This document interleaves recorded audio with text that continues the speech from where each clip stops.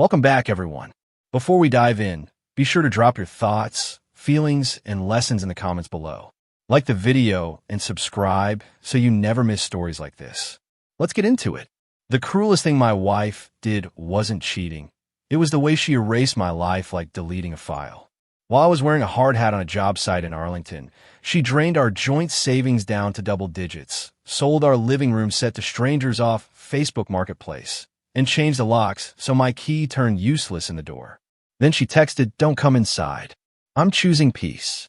5 minutes later, she posted a courthouse photo in Annapolis with a bouquet, a new ring, and the words, "Just married." I stood on my own porch in Silver Spring feeling like I'd been evicted from my marriage. Here's how it happened. Before everything went bad, Nia Sykes-Pierce and I looked normal from the outside. Steady black, mid-30s, 2 incomes, no kids yet, townhouse we could afford, routines that made us feel grown. I'm Donovan Pierce, project manager for a commercial construction firm that lives and dies by deadlines. Nia was a clinical coordinator in Bethesda, the kind of job where you solve problems that never stop coming and you learn to smile while your brain is sprinting. Our mornings were synchronized. She did coffee, I did breakfast, we watched local news with the volume low, and we argued about small things like whether the laundry needed sorting like it was a moral issue. We weren't rich, but we were safe. I thought safe meant strong. The first shift didn't come with shouting or slammed doors. It came as a new vocabulary, like she'd downloaded it from someone else's mouth. Words like soft life, alignment, options, standards. At first it sounded like social media talk that would fade. Then it started showing up in our actual conversations, the way mold shows up after a leak. Nia would stare at her phone, laugh without sharing the joke, and say, "I'm just realizing how much I've been carrying." I'd ask, "Carrying what?"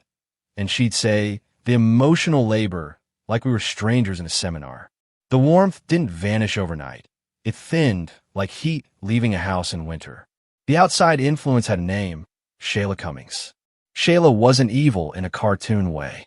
She was polished, ambitious, and convinced she was a coach to every woman in her orbit.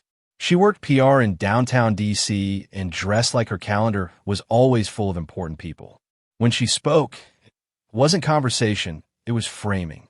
At brunch in National Harbor, she'd say things like, "Marriage should elevate you, and you shouldn't be building a man, you should be joining a man." And Nia would nod slowly like Shayla was translating feelings she didn't know how to name. I'd sit there, smiling politely, and feel my wife drifting 2 inches away at a time. Shayla's influence wasn't just what she said, it was the life she performed. Photos at rooftop lounges, girls' trips to Miami, captions about not settling. She had friends who treated relationships like auditions. Every man was a resume, every date a negotiation. Nia used to laugh at that. Then she started asking questions at home that didn't sound like her. "Do you ever worry we got married too young? Do you think you're living your highest potential? If you had the chance to start over, would you choose me again?" Those questions weren't curiosity. They were tests. And the worst part was I could feel her waiting for me to fail them. I tried to meet her where she was instead of arguing with the air. I planned a weekend in Baltimore. Inner Harbor, museum, good dinner, because sometimes you don't fix distance with logic, you fix it with presence. She came, dressed up, smiled for pictures, and still felt far. At dinner, she stared at the candlelight and said, "I don't want to wake up at 40 and realize I made my life smaller." I said, "I'm not your enemy, Nia." She answered, "That's exactly what someone would say who benefits from me staying." I remember blinking at her like she'd spoken a foreign language in my wife's voice. That's when I realized Shayla wasn't just influencing her. Nia was letting herself be recruited. The friends' pressure escalated. Shayla started coming by the townhouse unannounced, always with a bag of something expensive, always with loud confidence. They'd sit in our living room while I worked on my laptop in the kitchen, and their laughter would drop when I walked in. Nia began guarding her phone the way people guard secrets they aren't ready to confess. If I asked who she was texting, she'd say, "Why do you need to know?" If I asked when she'd be home, she'd say, "I'm not on a curfew." I wasn't trying to control her. I was trying to understand what was changing. But to Nia, understanding felt like resistance, and resistance felt like an attack. She started going to networking events, which would have been normal if her schedule hadn't changed in other ways. Her outfits got sharper. Her perfume showed up on weekdays it never used to. She started buying new heels and leaving the tags in the closet like she didn't want me to notice the spending. She'd come home with that bright, high-energy people get when they've been around someone who makes them feel chosen. Then she'd go cold the moment she saw me, like my presence reminded her she was still attached to a life she was already rehearsing leaving. One night she came in after 10, kicked off her shoes, and said casually, "You should be proud. People notice me." I said, "I notice you." She rolled her eyes like that wasn't the point. "No," she said, "important people." She didn't say the name then, but she planted the idea. I was normal, and she was being invited into something bigger. That's a dangerous thing to tell someone who already feels restless, because it turns love into a ceiling instead of a foundation. I tried counseling. I suggested we see someone in Rockville who specialized in couples under stress. Nia agreed the way people agree when they want to look reasonable, but she showed up distracted, answering the therapist's questions like she was playing defense. After 2 sessions, she said, "I don't think therapy works when one person is committed to misunderstanding." Then came her boundary change, delivered like a memo. It was a Thursday. I remember because Thursdays are when I review subcontractor schedules, and my head is usually full of concrete, permits, and weather delays. Nia sat across from me at the dining table with her sparkling water like she was presenting a plan. "I need options," she said. I thought she meant career options, graduate school, a new job, moving. She slid her phone over. It was an article about ethical non-monogamy, highlighted like homework. "I'm not saying divorce," she said quickly. "I'm saying openness. I don't want to feel trapped." I said, "So you want an open marriage?" She snapped, "Don't say it like that. You make it sound ugly." I didn't raise my voice. I asked the simplest question. "Is there someone else?" Her eyes flicked away. 1 inch of truth. Then she said, "No. This is about me." The lie wasn't even clever. It was insultingly clean, like she assumed my love had made me stupid.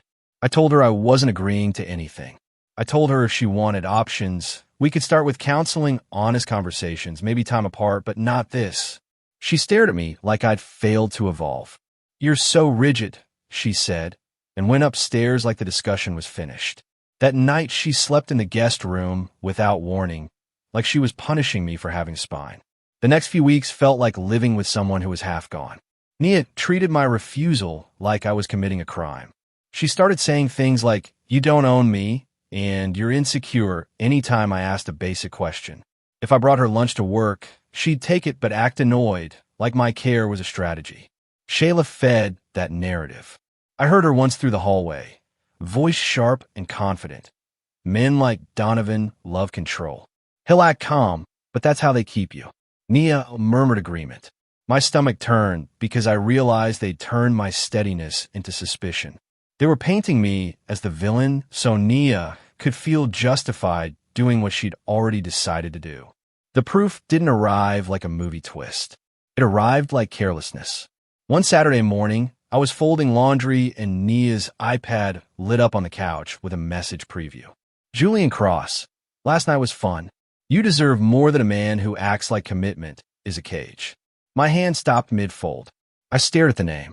The tone was intimate, familiar, like he'd been talking to her long enough to know what story she was telling about me. I didn't confront her right away. I've managed projects long enough to know you don't blow up the site before you understand the whole plan.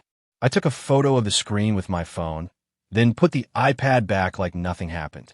That night, I watched Nia move around the kitchen with a new confidence, humming to herself while she cut vegetables like she hadn't just lit a fire under our marriage. I asked lightly, "How was your week?" She said, "Productive," and checked her phone. I could tell she wanted me to be jealous. She wanted emotion from me. Anger, begging, tears, anything that would make her feel powerful. Instead, I stayed calm and started gathering facts. I looked at our bank statements. I noted strange transfers labeled household that didn't match any bills. I checked our shared calendar, events I didn't recognize. I photographed what mattered, account balances, vehicle titles, mortgage documents. Not because I wanted war, because I realized she might start one. I searched Julian Cross the way I'd search a new vendor. LinkedIn, articles, panel photos. Director level at a healthcare management company based in D.C., polished, connected, photographed at charity events. The kind of man who knew how to look important and never sweat. It hit me that Nia wasn't chasing love. She was chasing status. An open marriage wasn't her goal. It was her cover story. She wanted permission to cross a line she'd already crossed, and she wanted me to be the one who signed the permission slip so she could call it ethical. That's when my fear turned into clarity. If she was willing to rewrite our marriage as my fault, she was willing to do worse to protect her new storyline. The quiet, practical move started with money. I redirected my paycheck to a new account in my name, not to punish her, but to stop feeding a joint account she might empty. I set alerts for large withdrawals. I took my personal documents, passport, birth certificate, social security card, and stored them off-site. Then I called a lawyer. Patrice Langley in downtown D.C., older black woman with a calm voice and eyes that had seen too much to be impressed. She listened without reacting, then asked questions like she was building a structure. Any kids? Any prenup? Any shared debt? Any proof? When I showed her screenshots, she nodded once and said, "Divorce is paperwork and timing. Stay steady. People get reckless when they think you'll fold." Patrice didn't tell me to expose Nia or do anything dramatic. She told me to document everything and communicate in writing. She told me to prepare for asset dissipation. Some people treat divorce like a heist, she said, as casually as if she was talking about weather. I wanted to believe Nia wouldn't go that far. But then I remembered the way she'd said options, like I was a product she could return. I started taking photos of our home, furniture, electronics, art, anything valuable. I recorded serial numbers. I made a list of items I owned before marriage. My late father's watch, my grandmother's ring, my tools. I rented a small storage unit near Rockville and moved those personal items quietly. No scene, no announcement. Around this time, the unexpected emotional connection began. Not as romance, not as a rebound, but as a steady hand in a shaky moment. At work, Tessa Bryant noticed I was quieter. She was a scheduler with a sharp mind and a soft voice, always catching errors before they became disasters. One afternoon, she placed a granola bar on my desk like it was nothing and said, "Eat. Your brain can't carry pain on an empty stomach." I almost laughed because it was such a small thing, and yet it hit me like kindness I didn't have to earn. Over the next weeks, she'd check in with short texts. "You good today?" No need to explain. Sometimes we'd talk in the break room after hours about normal stuff. Traffic on 295, the best carryout in Hyattsville. Simple conversation that reminded me life could still be ordinary. Nia's behavior grew sharper as my calm refused to crack. She wanted me to be emotional because emotion would give her leverage. When I stayed steady, she got impatient. One Sunday, she said, "Julian thinks you and I could have an arrangement." That sentence told me everything. She wasn't just cheating. She was discussing me with him like I was. A problem to manage. I asked, "So you've been talking about our marriage with your lover?" She bristled. "He's not my lover," I said quietly. "Then why does he book a suite every Thursday?" Her face froze. Then she did what people do when cornered. She changed the topic to accusation. "You went through my phone." I didn't argue the details. I just watched her panic and realized Patrice had been right. Control was slipping, and Nia didn't handle slipping gracefully. The heist happened faster than I expected. On a Thursday, of course it was a Thursday, my bank alert hit at 3:17 p.m. Large transfer initiated. I opened the app and saw our joint savings, years of careful deposits, being drained in one move. My hands went cold. My mind got surgery. I called the bank and flagged the transfer. I called Patrice. Then, like it was designed to twist a knife, my doorbell camera sent an alert, a moving truck in our driveway. I watched on my phone as two men carried our couch out. Dining chairs, the TV. Nia stood there directing traffic in leggings and a crisp top, like she was running a shift. I called the moving company number on the truck and said, "This is the homeowner. I do not consent to removal of marital property. If you continue, you'll be part of a police report." The driver went quiet, then said, "Let me call my manager." 10 minutes later, loading stopped. Nia realized she couldn't charm her way through everything. She stormed to the doorbell camera and ripped it off the wall. It was such a small act, but it showed her mindset. If she couldn't control the truth, she'd destroy the evidence. When I drove home, my key didn't work. She'd changed the locks. I tried the back door, same. I stood on the porch in Silver Spring with the air smelling like someone else's dinner, my own house silent behind the door. Then the text came, "Don't come inside. I'm choosing peace." The next text hit harder. I sold what I could. I'm starting fresh. Don't contact me unless it's through a lawyer. Then, like she wanted to flex, "I got married today. Please respect my new life." She'd eloped with Julian Cross in Annapolis. Not romantic, not spontaneous, strategic. She wanted a clean exit and a new name before consequences caught her. She thought marrying him would make her untouchable, like she'd moved into a new jurisdiction of life where I couldn't reach. I sat in my truck and called Patrice. She didn't gasp. She said, "Okay, now we move." That night, I slept on my friend Malik's couch in D.C., staring at a ceiling fan and feeling something inside me go quiet. Not numb, clear, because I realized my wife wasn't having a crisis. She was making a choice, and she was willing to hurt me to protect that choice. The next days were logistics. Patrice helped me file for emergency relief related to the money and the property. I filed a police report for the forged signature issue once we discovered it, because my truck title wasn't where it should be, and a call to the MVA confirmed suspicious activity. I also called the mortgage company and flagged that any attempt to refinance or alter terms should be blocked without my direct verification. It felt unreal, like I was guarding a house while standing outside it. But I learned quickly that paperwork is a form of protection. Nia's lawyer tried to frame it as marital conflict. Patrice kept it simple: unauthorized transfer, dissipation of assets, lockout. Clean facts. No drama. Meanwhile, Julian Cross started doing what high-status men do when risk shows up. He distanced himself. He didn't move Nia into his place. He put her in an extended-stay hotel in Baltimore until things settled. He asked her to confirm, in writing, that she had not brought legal exposure into his life. I know because Nia forwarded that email to herself from my old laptop she forgot was still logged into her account, careless, even in betrayal. That email wasn't romantic. It was risk management. It told me Julian loved the chase, not the consequences. Nia thought she'd married a rescue boat. She'd married an insurance policy with terms and conditions. I got a short-term rental in Hyattsville and rebuilt my days in small pieces.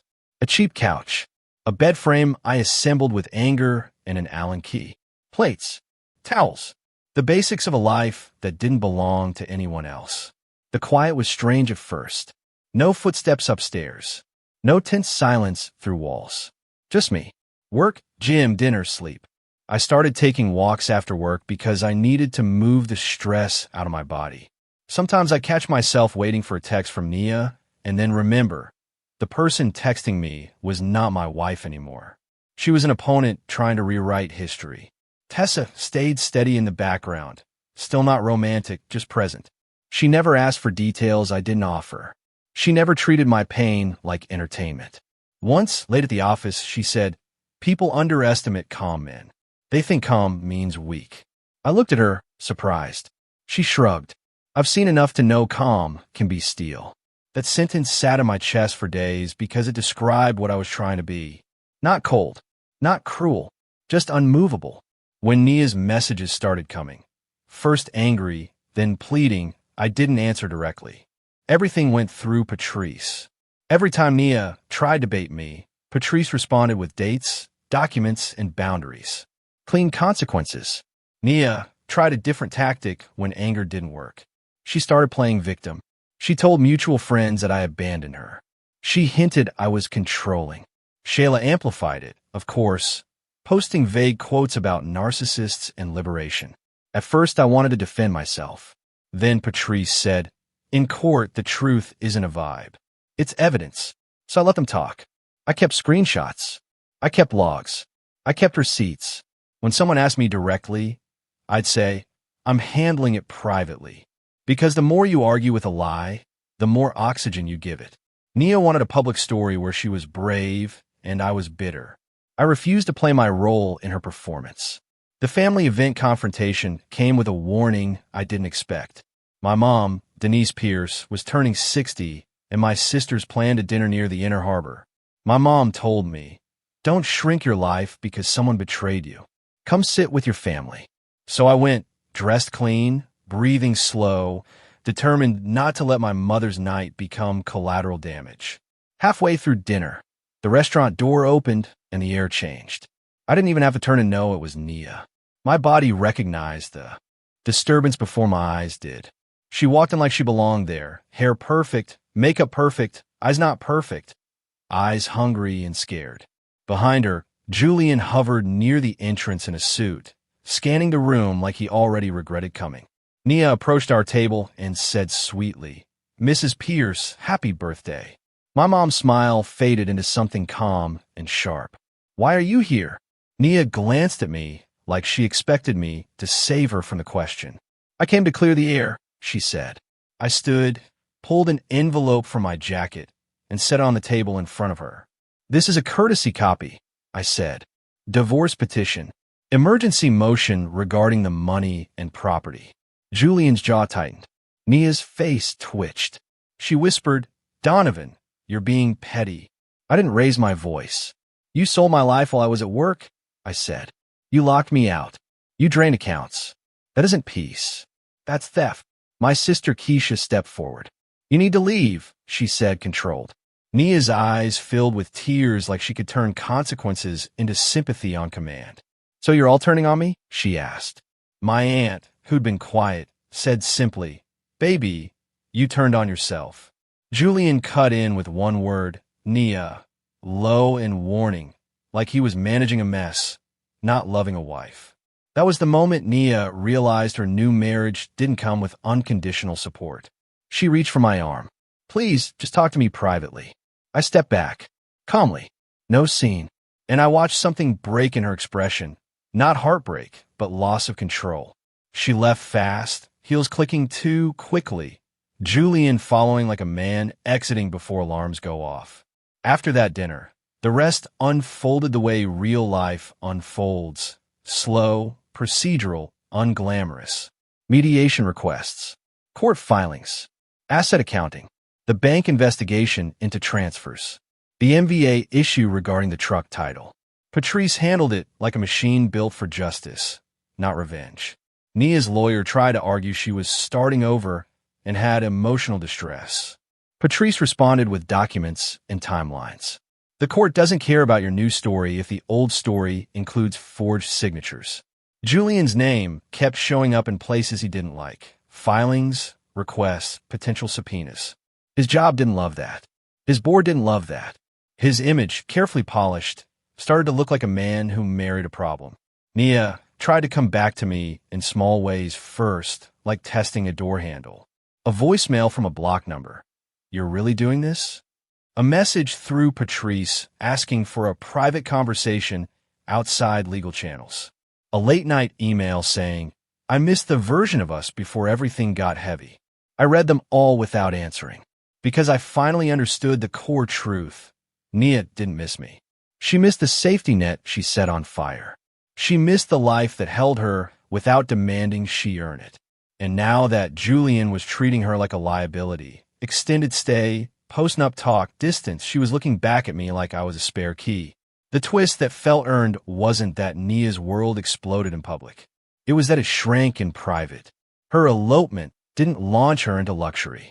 It put her in a hotel room where the hallway smelled like stale air and the ice machine didn't work half the time.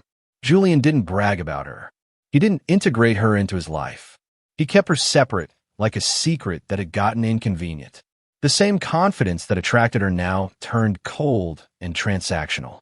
And because Nia had burned bridges with me and with our community, she didn't have the support she thought she'd still be entitled to.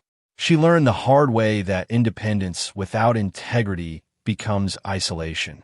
My peace came from doing the opposite of what she expected. She expected me to rage. I organized. She expected me to beg. I documented. She expected me to chase her. I rebuilt without her. Little by little, my body stopped living in fight or flight. I started sleeping through the night. I started laughing at work again. Small laughs, nothing forced. One afternoon, Tessa and I got coffee after work, and she said, "You look different." I said, "Different how?" She shrugged. "Like you're not carrying someone else's choices on your back anymore." That hit me because it was exactly what the divorce process was teaching me. I could be kind, loyal, steady, and still refuse to carry betrayal like it was my responsibility. When mediation finally happened, Nia showed up looking expensive but tired, like she'd put on a costume to convince herself she hadn't lost. Julian didn't come. Of course he didn't. He'd already started stepping out of the frame. Nia tried to smile at me like we were still a team. I didn't smile back. Not because I hated her, because I needed her to feel the boundary. Patrice did most of the talking. Nia's lawyer asked for fairness. Patrice responded with numbers and timelines. The amount drained, the items sold, the lockout date, the title issue. Nia flinched when she heard it spoken out loud in a professional room, because lies feel powerful in private but weak in fluorescent light. At the end of it, what I got wasn't cinematic revenge. It was structured, a settlement that recognized what she'd taken, orders that prevented further damage, a clear division that protected my future. Nia didn't walk away with the prize she imagined. She walked away with less than she'd had when she was simply my wife. That's the part people don't like to admit. Betrayal often costs more than honesty, but only if the betrayed person stops trying to win them back and starts protecting themselves. That's the choice I made, and it changed everything. Months later, I drove past the old townhouse once, not to relive anything, but because I had to pick up a piece of mail that still hadn't been rerouted. The place looked the same from the outside, brick porch, tidy yard, but it didn't feel like mine anymore. It felt like a building where a version of me once lived. I stood in my car for a minute and realized I didn't miss Nia. I missed the belief I had, belief in partnership, in shared effort, in the idea that love plus routine equals safety. Losing that belief hurt more than losing her. But it also made room for a stronger truth. Safety isn't a feeling someone gives you. It's a life you build with someone who respects it. The ending wasn't loud. It was quiet. I kept my job, kept my name clean, kept my finances protected. I reconnected with my family without shame. I started cooking again, not to prove anything, but because I liked feeding myself something warm at the end of a long day. I started running on weekends along trails near the city, headphones in, breath steady, letting the rhythm do what therapy couldn't always do. Sometimes when I'd stop at a light and see couples walking hand in hand, I'd feel a brief sting. Then it would pass, because I'd remember the porch, the useless key, the text about peace, and the way Nia looked when she realized I wasn't chasing her anymore. I don't know what happened to Nia and Julian in the long run. I heard small things through distant channels, that he pushed for a post-nup, that she was looking for a new job farther out, that Shayla stopped posting her like a trophy once the story stopped looking glamorous. But I didn't chase the details. I didn't need them. My closure wasn't watching her suffer. My closure was waking up in a life that wasn't being negotiated behind my back. It was locking my own door and knowing the person inside would never betray me. I realized my calm wasn't weak. It was the reason I survived her storm without becoming one. If you made it to the end, you just watch what real karma looks like. Not loud, not messy, just consequences. If you want more stories where the cheater thinks they're in control until the paperwork hits, subscribe and hit the bell. And tell me in the comments, was Donovan too calm or exactly as calm as he needed to be? The next story is even wilder because the betrayal starts with one text and ends in court.